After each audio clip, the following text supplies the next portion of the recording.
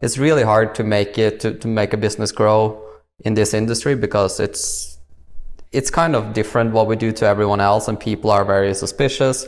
You get limited accounts, so you have a high churn compared to like every other business. It is a scam when you don't allow everyone to operate on fair terms. We are the Robin Hoods of sports betting. We take something back from the rich bookies and enable our customers to beat them instead.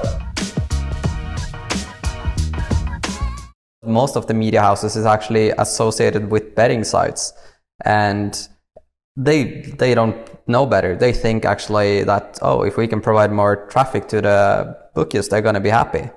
But it's not the case when you bring smart traffic. Because I said to them, look, you realize if you have a revenue deal, you're just making money out of whatever your customers are losing. So you want your readers to lose money and signing up through your link. But if you give them my advice, they're going to make money and you're not going to get paid. I think that's just not fair and not ethically correct. Bookmakers make money from players losing, so that's what their business model is built around. So they have a very simple solution to customers who are winning, and that is that they kick them out, just like the casinos did back in the old days. I can bring up a story that happened today. So Magnus Carlsen, the world #1 chess player, he signed for Unibet. A friend of mine, he works for one of the newspapers, and I said to him, like, look, let's say it like this.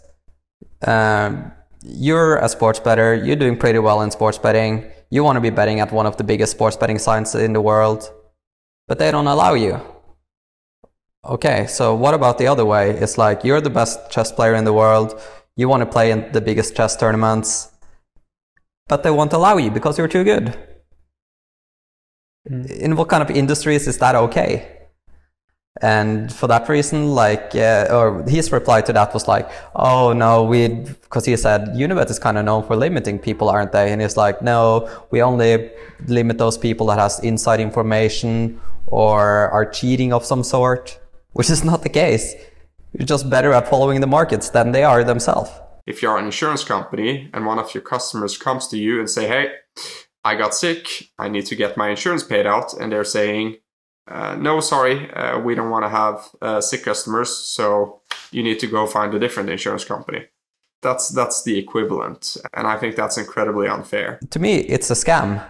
And scam is a hard word, but it is a scam when you don't allow everyone to operate on fair terms. Yep. And they said also, oh, Magnus Carlsen, he is very strategical, he's going to find edges, and they used like terms like return on investment and stuff like that. But trust me, as long as you have a positive return on investment, you're not allowed to bet with them. At least nobody that I know is allowed to bet with them. If Unibet somehow listens to this and they want to take me up on it, like, I don't have any inside information, I'm not into cheating, you can pick all the leagues, you can pick whatever volume you want me to bet at, and I'll be happy to put down 5 figures on 50 sports games events a week. And we'll see how it goes. We'll document it also. Good PR for you. It's a challenging business model because it's hard to keep people around for a long time because they get limited on one hand. Mm-hmm. And then on the other hand, value betting and all this whole project is met with so much skepticism. If you line that skepticism up with also the fact that you have to pay 120 euros a month, like, that's a pretty big deterring factor from starting. It is.